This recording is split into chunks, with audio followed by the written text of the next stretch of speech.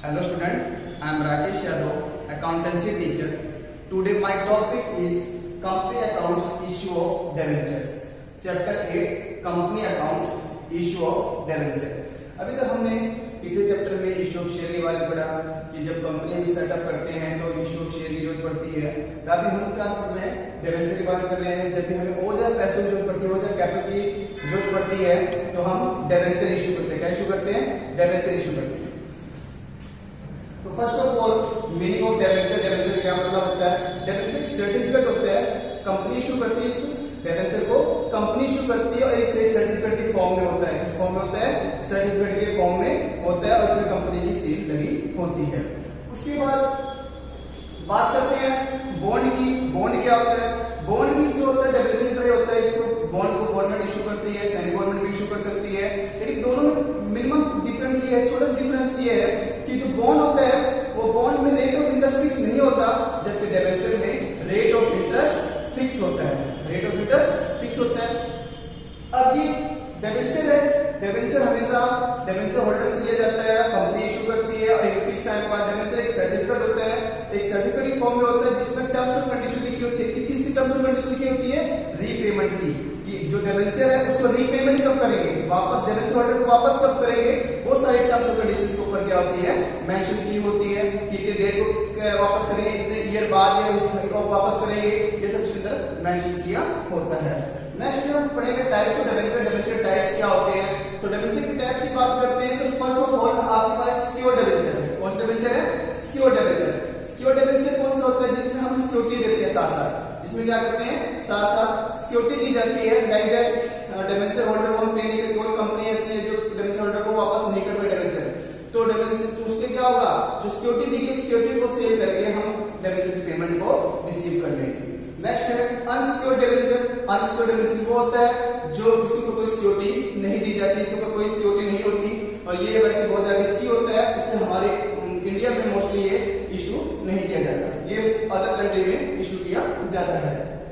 Registered debenture कौन से होते हैं? रजिस्टर्ड डेबेंचर वो डेबेंचर होते हैं जिसमें डेबेंचर होल्डर के नेम और एड्रेस अगर कंपनी के रजिस्टर में मेंशन है, डेबेंचर होल्डर के नेम एंड एड्रेस कंपनी के रजिस्टर में मेंशन होते हैं तो उसे हम रजिस्टर्ड डेबेंचर कहते हैं। क्या कहते हैं? रजिस्टर्ड डेबेंचर कहते हैं। नेक्स्ट है बेरर डेबेंचर। क्या होता है? बेरर डेबेंचर क्या होता है?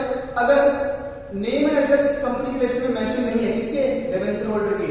डेबेंचर होल्डर के नेम एंड एड्रेस कंपनी के रजिस्टर में मेंशन नहीं है तो उसे क्या कहते हैं?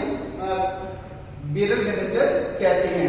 नेक्स्ट हमारे पास है रिडीमेबल डेबेंचर। रिडीम का मतलब होता है वापस लौटाना। अगर जो डेबेंचर कंपनी ने लिया है डेबेंचर होल्डर से, अगर हम फिक्स टाइम पे जितने टाइम पे लाइक 5 ईयर 10 ईयर के लिए, अगर हम 5 ईयर 10 ईयर में जितना भी उसका टाइम लिखा हुआ है उस टाइम के अकॉर्डिंग अगर उसको वापस कर देते हैं, रिडीम कर देते हैं तो उसे हम रिडीमेबल डेबेंचर कहते हैं। एक होता है आपके पास इररिडेबल डेबेंचर। क्या होता है? इररिडेबल डेबेंचर वो डेबेंचर होता है जिसको हम कंपनी के बंद होने के बाद वापस करते हैं, मतलब आप कंपनी बंद होने के बाद भी कभी कभार वापस नहीं हो पाता, उसे हम इररिडेबल डेबेंचर कहते हैं। एक होता है कन्वर्टिबल डेबेंचर। कन्वर्टिबल डेबेंचर वो डेबेंचर होता है जिसको हम आसानी से क्या करते हैं? इक्विटी शेयर में कन्वर्ट कर देते हैं। जब कन्वर्टिबल डेबेंचर वो डेबेंचर होता है जिसको हम आसानी से इक्विटी शेयर में कन्वर्ट कर देते हैं, उसको हम कन्वर्टिबल डेबेंचर कहते हैं। तो अभी हमने पढ़ा मीनिंग ऑफ डेबेंचर, डेबेंचर के बारे में, डेबेंचर होता क्या है, बॉन्ड्स के बारे में पढ़ा, उसमें टाइप्स ऑफ डेबेंचर। नेक्स्ट हमारा टॉपिक है इशू डेबेंचर। डेबेंचर को इशू करने के लिए क्या क्या एंट्री करते हैं, देखते हैं डेबेंचर को कैसे इशू किया जाता है। तो मोस्टली ये शेयर की तरह ही होती है, लेकिन इसमें डेबेंचर लिखना जो है कंपल्सरी होता है। First of all like that हमें एप्लीकेशन में रिसीव हुई है तो bank account debit 12% debenture application होती है। क्या एंट्री होती है? Bank account debit to 12% debenture application. ये 12% कोई भी परसेंट हो सकता है, 10% हो सकता है 5%। ये जो रेट ऑफ इंटरेस्ट है ये हमेशा फिक्स होता है। डेबेंचर में रेट ऑफ इंटरेस्ट फिक्स होता है, इसलिए हमेशा इसको आगे शो करना जरूरी होता है। तो bank account debit to 12% debenture application होगा। ये एप्लीकेशन मनी रिसीव करके एप्लीकेशन मनी को ट्रांसफर करना है तो 12% debenture application account debit to 12% debenture हो गया। नेक्स्ट है जब भी हमारे पास कोई एप्लीकेशन अमाउंट आई है, हमने उसको रिजेक्ट कर दिया, वापस कर दिया, जब हम वापस कर देते हैं उसे हम रिजेक्ट कर देते हैं तो 12% debenture application account debit to bank होता है। नेक्स्ट है 12% debenture application account debit to 12% debenture allotment. ये एंट्री क्या होती है?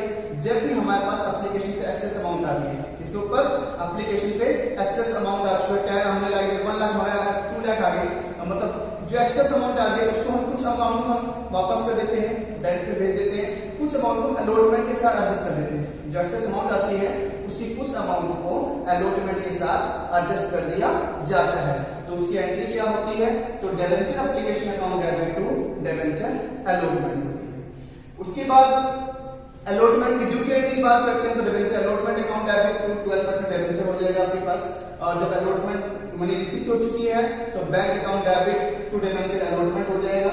और जब फर्स्ट कॉल ड्यू है तो debenture first call account debit to debenture 12% debenture, और रिसीव हो चुकी है तो bank account debit to first call debenture. ये एंट्री हमारी एंट्री होती है, इनके बेस पे जितने भी हम क्वेश्चन है उसको सॉल्व करते हैं। तो फर्स्ट ऑफ ऑल देखते हैं issue debenture at par. Debenture issue किया गया एट पार में, जो डिबेंचर इशू करते हैं एट पार में क्या मतलब होता है, जो डिबेंचर इशू किया जाता है एट पार पे। हम पिछले भी चैप्टर में पढ़ चुके हैं कि हम जब शेयर को इशू करते हैं एट पार पे, सेम ऐसे डिबेंचर जब इशू करते हैं एट पार पे, इट मींस फेस वैल्यू के बराबर, फेस वैल्यू के इक्वल जब इशू किया जाता है, जब हम डिबेंचर को फेस वैल्यू के इक्वल इशू करते हैं तो उसको हम issue of debenture at par कहते हैं। Like that face value 10 rupees है और हमने 10 रुपीस में ही डिबेंचर इशू कर लिए, तो 10 रुपीस के हिसाब से तो इशू ऑफ डिबेंचर कहलाता है। नेक्स्ट है issue debenture at premium. Premium बात करते हैं प्रीमियम की। प्रीमियम तो ये तो अमाउंट गिवन होगा कि एप्लीकेशन के साथ प्रीमियम लगाना है, अलॉटमेंट के साथ लगाना है, फर्स्ट कॉल के साथ लगाना है। जब भी क्वेश्चन में कोई भी प्रीमियम के बारे में इंफॉर्मेशन गिवन नहीं होती तो उसको हमेशा अलॉटमेंट की एंट्री के साथ एडजस्ट करते हैं। किससे एडजस्ट करते हैं, अलॉटमेंट की एंट्री के साथ एडजस्ट करते हैं। तो issue debentures at premium it means face value से ज्यादा जब इशू किया जाता है, लाइक फेस वैल्यू 10 रुपीस है, हमने इशू कर लिया 12 में, तो 2 रुपीस एक्स्ट्रा हो गए, तो जो 2 रुपीस एक्स्ट्रा है उसे हम क्या कहते हैं, प्रीमियम कहते हैं। उसके बाद इशू डिबेंचर एट डिस्काउंट की बात करते हैं, जब हम फेस वैल्यू से कम में क्या इशू करते हैं तो उसके हम डिस्काउंट निकला है। 10 प्लस हमने 8 में किया तो 2 रुपीस क्या होगा, डिस्काउंट होगा। मैंने फर्स्ट ऑफ ऑल आपको बताया इसके अंदर at par. Issue debenture at par क्या होता है, जब फेस वैल्यू को बराबर इशू किया जाता है। फिर मैंने आपको बताया प्रीमियम जब फेस वैल्यू से ज्यादा इशू करते हैं तो उसे हम प्रीमियम कहते हैं। और प्रीमियम में गिवन होता है किसके साथ प्रीमियम लगेगा, क्वेश्चन में गिवन नहीं है, अलॉटमेंट के साथ प्रीमियम लगाया या एप्लीकेशन के साथ लगाया या फर्स्ट कॉल के साथ। तो जब भी क्वेश्चन में गिवन नहीं होता हमेशा अलॉटमेंट की ड्यू एंट्री के साथ प्रीमियम को शो करते हैं। उसके बाद बात करते हैं डिबेंचर की। जब इशू डिबेंचर एट डिस्काउंट की बात करते हैं, जब 10 वाला हमने 8 में मतलब कम में हमने इशू किया तो डिस्काउंट कहलाएगा। अब इस टॉपिक के बाद issue debenture for consideration of the cash. अब कभी कभार क्या होता है कंपनी में कैश आ जाता है तो उसको हम पहले डिबेंचर में कन्वर्ट करके फिर हम उसकी एंट्री करते हैं। लाइक कोई ऐसा वगैरह किसी ने परचेज किया तो पहले तो उसने पेमेंट कैश में कर दी है तो हम पहले उस पेमेंट क्या करेंगे, डिबेंचर में कन्वर्ट करेंगे, फिर उसकी एंट्री करते हैं। तो देखते हैं और परचेज ऑफ एसेट्स, हमने एसेट्स परचेज किए, एसेट्स परचेज किए हैं तो आपके पास assets account debit to vendor होगा। क्या एंट्री बनेगी, assets account debit to vendor. जब एसेट्स परचेज की जाती है तो उसकी एंट्री होती है assets account debit to vendor. और for the issue debentures to vendor at par.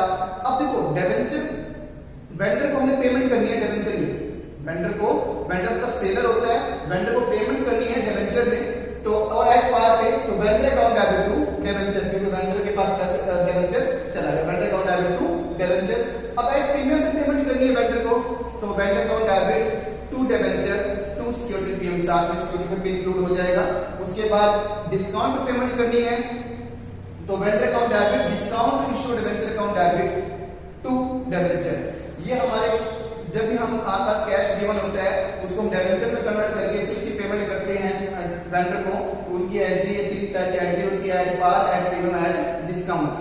Eight par की एंट्री क्या होती है, vendor account debit, vendor account debit to debenture. Premium की एंट्री क्या होती है, vendor account debit to debenture to security premium. अगर डिस्काउंट पे हम उसको वेंडर को पेमेंट करते हैं तो vendor account debit discount issue debenture account debit to debenture हो जाएगा। अब इन सब की हम डिटेल